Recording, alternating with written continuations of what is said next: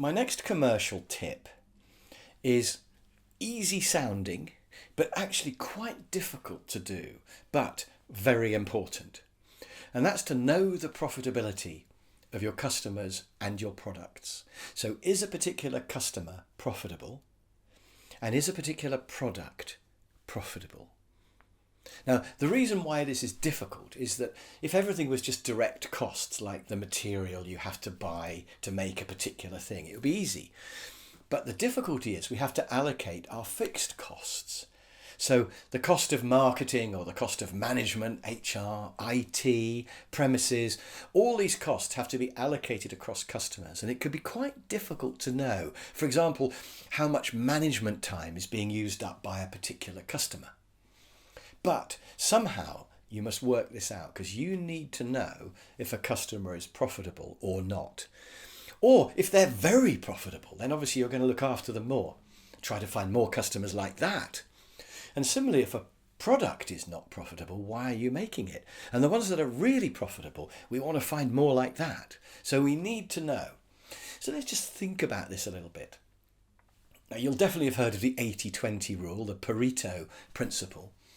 And this says that 80% of your turnover comes from 20% of your customers. 80% of your profit comes from 20% of your customers. And it's the same with products. 80% of your turnover and your profit come from 20% of your products. So that means then that we've got 20% that are absolutely brilliant, which are giving us 80% of what we want. And then there's another 80% that are not very brilliant. The other 80% of our customers and our products are only giving us 20% of our turnover and profit.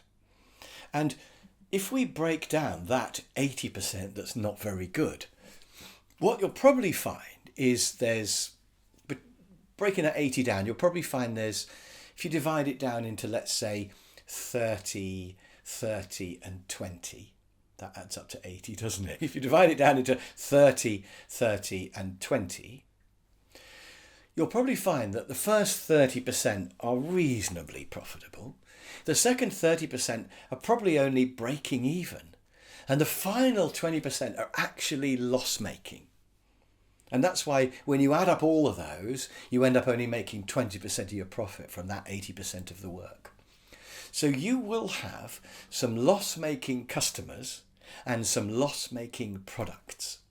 And if only we knew what they were, we could do something about them. So how can we work that out? And I've got a way of working this out that I think is really clever and quite quick and easy to do. So here we go. This is what you do.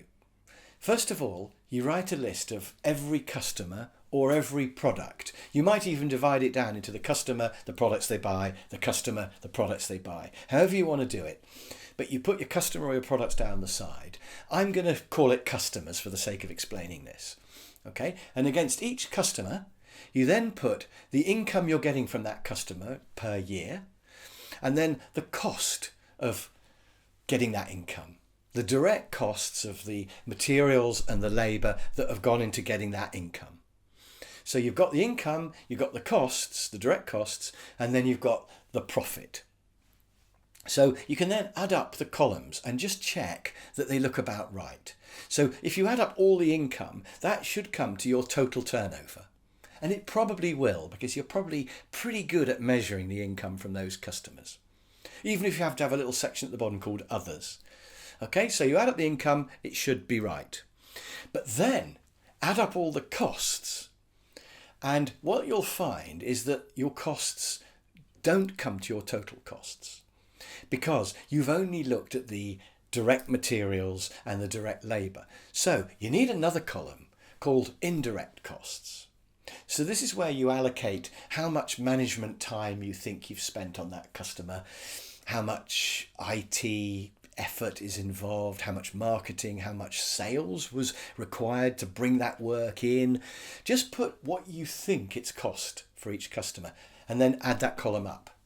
And see if you now have all of the costs of your whole business in that total. So if you add up the cost of everything you've got in your whole business, all the different departments, IT, HR, rent, everything, you know what the total cost of your business is. Is that the same on this column? And what you'll probably find is it'll still be too little. So you have to allocate some extra costs to make the total correct. So just go back through the customers and just put a bit more on each customer till the totals are correct. Now, I know we're guessing really, but when you distribute the costs, try to think about who's higher maintenance and who's lower maintenance, and try to allocate them in the right sort of ratios. So you put all the costs against customer's name.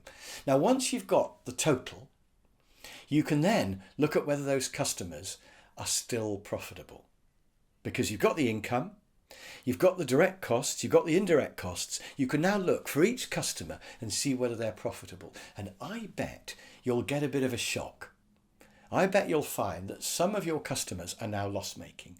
And similarly, if you're doing this for the product ranges that you make, you may find that some of your product ranges are loss-making. And that is really important information. Now, you can now think about it, and then you can now decide about what you want to do. So if it was a customer that was loss-making, the first thing I would think is, why not put the price up? Because they're either going to pay the higher price and become profitable, that's great, or they're going to leave, which is also great, because at least I'm not making a loss on them anymore. So I'm now making more money than I was, and I haven't got to do any work.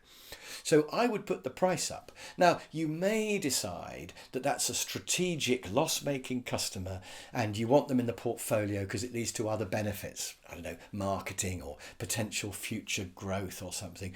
But you've got to be very careful about that. You know, are you just rationalising? And similarly, you might have a loss-making product, but you might say, well, it has to be part of what we offer. But does it? You know, couldn't you buy it in from somebody else or something? Is there some better way to work? But the starting point is to know what's profitable and what's making a loss. And then you can really market your most profitable things and really hammer those and try to maximize them. And then you can start thinking about how to get rid of the loss-making customers and products. So I hope that made sense. A little bit confusing. Remember, you can always watch this video again if you need to really, really understand it. But I would absolutely urge you to make that spreadsheet. I guarantee the results will be fascinating.